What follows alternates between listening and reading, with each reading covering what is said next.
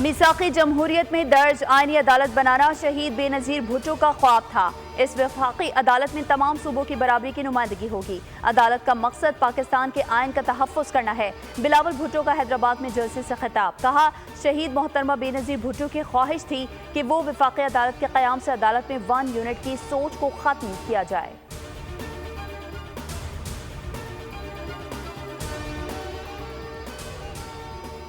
बहुत जल्द आईनी अदालतें बनने जा रही हैं। आईनी अदालत का क़याम मुल्क के लिए ज़रूरी है। मुल्क पर जब भी मुश्किल वक्त आया तो पीपी ने किरदार अदा किया। आइन की शिक़ें जो रह गई थीं उस पर बिलावल भुट्टो ने कायदाना किरदार अदा किया।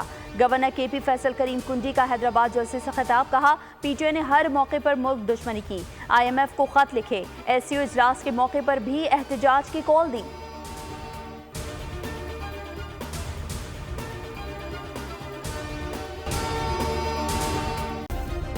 सब्सक्राइब करें और बेल दबाएं ताकि कोई खबर रह न जाए।